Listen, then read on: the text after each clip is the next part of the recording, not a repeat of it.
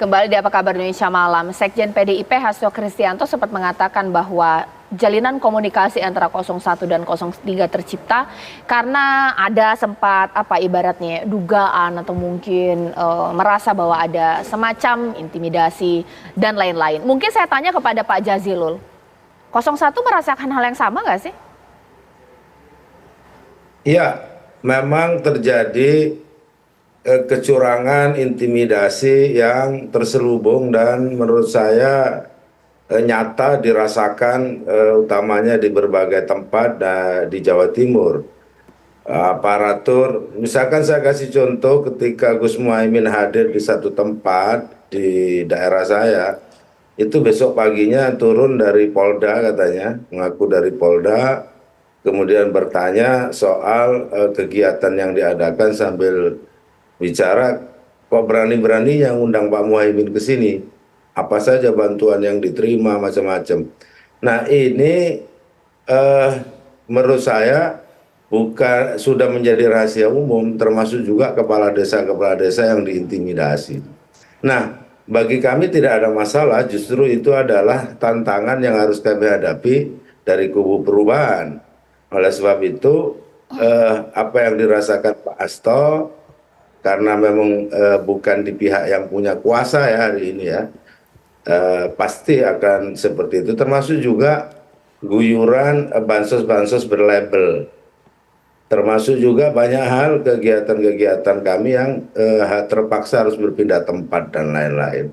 Nah ini dirasakan, oleh sebab itu bagi pasangan 01 itu wajar saja bagian dari dinamika pemilu, tapi jangan sampai mendelegitimasi hasil nantinya.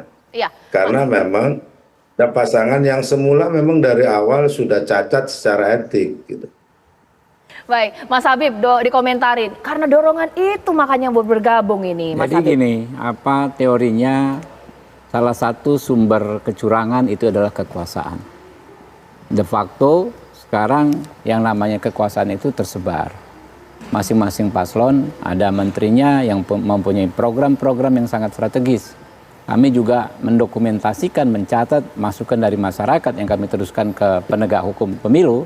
Misalnya di Kementerian Desa ada yang namanya tenaga pendamping desa. Konon dugaan ada penggunaan tenaga pendamping desa ini yang memakai anggaran negara menjadi jubir desnya pendukung Amin. Lalu di Kementerian Desa ada namanya Kemenaker, Bina Penempatan Tenaga Kerja. Ya. Konon ada sosialisasi Dirjen Bina Penta ini berubah menjadi seketika sosialisasi jaringan perempuan pendukung Amin.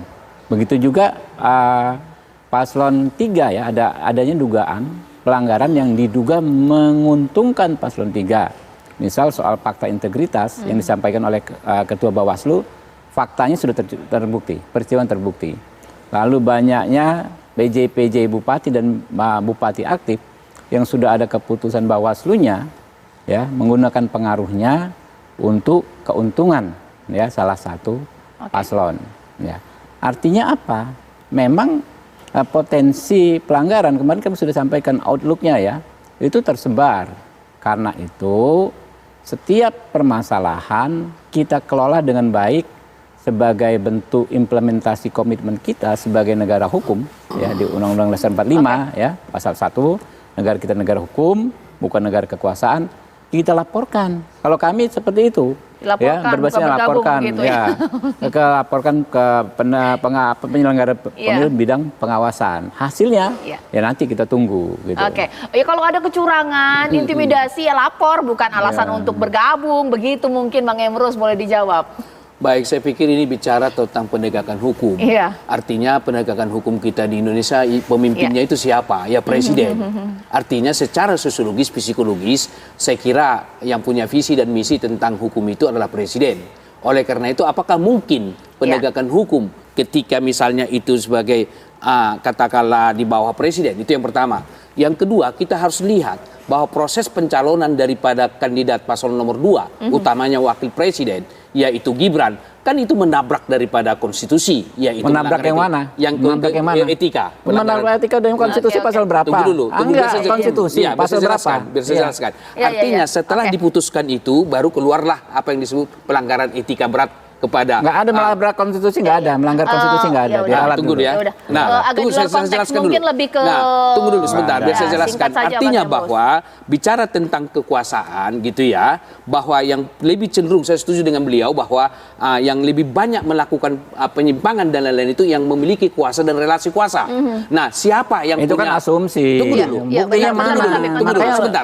Jalur hukum. Nah, coba kalau bicara tadi secara menteri jumlahnya, bukankah menteri itu lebih banyak dari di bawah kekuasaan Pak Joko Widodo? Pasti, tapi yang melanggar terbukti melanggar ada daripada menteri yang lain. Nah, oleh karena itulah hukum maka itu kita bicara tidak fakta, sekedar distribusi, faktual, tidak sekedar distribusi daripada datanya kekurangan, mana, datanya tetapi mana, kita harus makanya lihat laporkan secara ke penegak kuantitatif hukum. daripada kekuasaan itu Sekarang mungkin dikendalikan oleh terakhir siapa. saya ke Mas Nyarwi, kita juga tidak tahu sebenarnya format nanti akan bergabung ketika 2 putaran ini seperti apa. Sekarang mungkin memang 01, 03, entah apapun alasannya, mau kecurangan politis, pemilu atau juga intimidasi. Tapi apakah ini memang wajah dari politik Indonesia? Nggak ada minyak dan air, mereka ini semua sama, bisa bergabung sewaktu-waktu, meskipun berkompetisi, karena kepentingannya dulu ini. Kepentingan bangsa dan negara, nanti pasti bersatu. Supaya menang, bagaimana? Ya, ini kan politik elektoral ya. Tentu kompetisi pasti akan terjadi. Dan masing-masing kubu 1, 2 maupun 3. Ya betul, ini momen-momen tinggal 29 hari akan seperti orang berlari ya untuk memaksimalkan dukungan gitu. Tetapi tentu saya lihat ya, nanti pasti akan melihat hasil dulu. Ya, tidak gegabah juga saya kira, akan pengen membuktikan ya sejauh mana misalnya capaian-capaian suara yang bisa diperoleh ya oleh 01, 02 maupun 03. Data survei semua itu kan hanya sifatnya prediksi ya. Hanya sifatnya mengira-ngira, kira-kira gitu. Tapi itu ilmiah, Pak. Iya betul, soal itu bukan kita perdebatan lain, Bung Ya. Habib. Tetapi nantinya saya kira keputusan-keputusan akan ditentukan setelah 14 Februari. Betul, nah di situ soal itu apakah sudah 1 putaran atau diperlukan 2 putaran. Nah kita bisa bicara soal siapa nanti berkoalisi mendukung siapa. Nah itu setelah hasil dari 14 Februari itu, Cak. Kira-kira pemirsa, memang nggak ada yang salah kalau lawan atau juga kawan. Tidak ada yang abadi dalam politik, ya ada kepentingan abadi. Ini semua tergantung dengan Anda, karena inilah memang seni berpolitik. Tapi tidak hanya visi dan misi yang nanti akan menentukan Anda memilih mereka, tapi manuver-manuver seperti ini boleh juga menjadi pertimbangan pemirsa. Kita tunggu nanti bagaimana akan terjadi, masih ada 30 hari lagi. Dan saat lagi nanti rekan saya Ken Ane akan menghadirkan sejumlah informasi di Apa Kabar Indonesia Malam sesaat lagi. Mantap.